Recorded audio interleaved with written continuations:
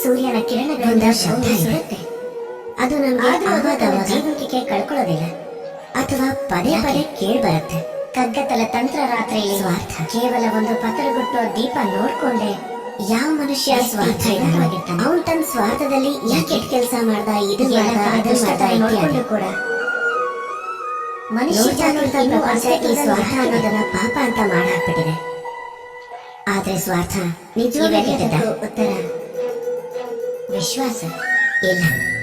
ಭೂಮಿಗೆ ವಿಶ್ವಾಸ ಅನ್ನೋ ಶಬ್ದ ಇಲ್ಲ ಅಂದ್ರೆ ಸ್ವಯಂ ಬರುತ್ತೆ ಅಂತ. ಅಂದ್ರೆ ಯಾವ ಕೆಲಸದಲ್ಲಿ ಅದಕ್ಕೆ ಸ್ವಯಂ ಅನ್ನೋ ಅರ್ಥ ಇರುತ್ತೋ, ಸೂರ್ಯ ಕೇವಲ ಸ್ವಯಂ ಲಾಭದ ಚಾಕು ಇರುತ್ತೋ, ಅದು ರಾತ್ರಿಯಲ್ಲಿ ಜೀವಂತವಾಗಿರುತ್ತೆ. ಈಗ ಪ್ರಶ್ನೆ ಏನಂದ್ರೆ ನಿಮ್ಮ ಸ್ವಾದ ಏನು ಹದ್ದು ಮೀರಿ ಹೋಗುತ್ತೋ.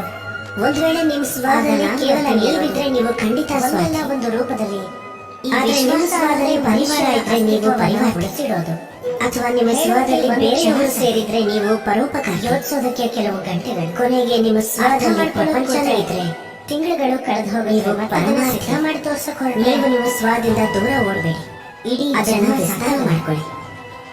ನಿಮ್ಮ ಅಸ್ತಿತ್ವನ ವಿಶಾಲ ಮಾಡ್ಕೊಳ್ತಾ ಇಟ್ಕೊಳ್ಳಿ. ನಿಮ್ ಕರ್ಮದ ಮೇಲೆ ವಿಶ್ವಾಸ ಪರಮಾರ್ಥ ಆಗೋಗುತ್ತೆ. ಪ್ರೇಮದ ಮೇಲೆ ವಿಶ್ವಾಸ ಇಟ್ಕೊಳ್ಳಿ. ಜೀವನದಲ್ಲಿ